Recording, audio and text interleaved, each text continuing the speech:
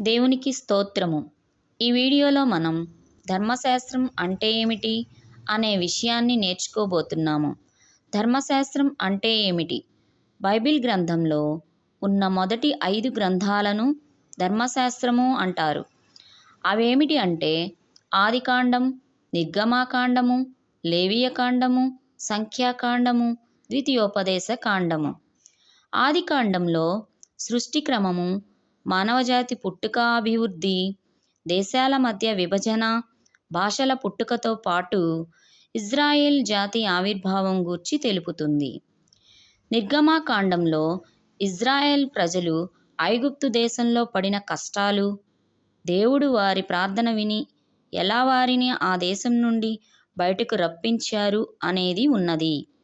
ఐగుప్తు దేశంలో 10 తెగుళ్లు రప్పించి ఎర్ర సముద్రం పాయలుగా చేసి అరణ్యంలో దేవుడు చేసిన అద్భుతములు, ఇజ్రాయెల్ ప్రజల తిరుగుబాటు చర్యలు ఇందులో ఉన్నాయి. మోషే పుట్టుక, అతని నాయకత్వంలో ఇజ్రాయెల్ ప్రజల నడవడి ఇందులో ఉంటుంది. సీనాయి అరణ్యంలో కొండపై దేవుడు ఇచ్చిన 10 ఆజ్ఞలు, ఇతర ఆజ్ఞలు ఉన్నాయి. ప్రత్యక్ష గుడారం నిర్మాణం మందిర ప్రతిష్టతో ముగుస్తుంది. ఇక లేవీయులు ఎలా మందిరంలో బలులు అర్పించాలో లేవియ కాండంలో ఉన్నది.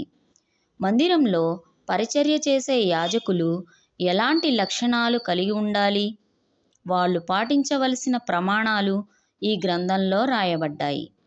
ఇక సంఖ్యాకాండం విషయానికి వస్తే ఇజ్రాయేలీలు గోత్రాల వారీగా ఎంతమంది ఉన్నారు అనే జనసంఖ్య ఈ గ్రంథంలో రాయబడి ఉంది.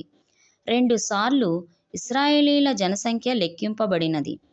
20 సంవత్సరాలు పైబడి ఉన్న మగవారందరి సంఖ్య 6 లక్షల పైగా ఉన్నట్లు ఈ గ్రంథం ద్వారా తెలుస్తుంది. ప్రతి గోత్రం యొక్క మూల పురుషుల గురించి వివరంగా ఇందులో రాయబడి ఉన్నది.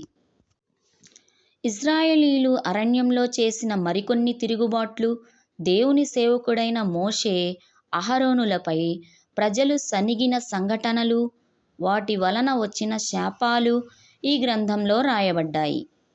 మోషే తాను చనిపోవడానికి ముందు ఇశ్రాయేలీలు అందరికీ రెండోసారి చేసిన ఉపదేశమే ద్వితీయోపదేశ కాండము. ఐగుప్తు దేశం నుండి ఇశ్రాయేలీలు బయలుదేరిన కాలం నుండి ఇశ్రాయేలీలు చేసిన పనులు, దేవుడు వారి మధ్య చేసిన అద్భుతములు, కనాను దేశంలోనికి వారు ప్రవేశించిన తర్వాత వారు తీసుకోవలసిన జాగ్రత్తల గురించి ఈ గ్రంథం తెలియచేస్తుంది. ఇశ్రాయేలీలను నడిపించడానికి యెహోషువను నాయకునిగా అభిషేకించి మోషే మరణంతో ఈ గ్రంథం ముగుస్తుంది. ఇశ్రాయేలీల ప్రజలకు ధర్మశాస్త్రం ఎంతో పవిత్రమైనది. ఇందులో వ్రాయబడిన ఆజ్ఞలు కేవలం ఇశ్రాయేలీలకు మాత్రమే. ఇందులో రాయబడిన నైతిక విషయాలను క్రొత్త నిబంధనలో కూడా ప్రస్తావించడం జరిగింది.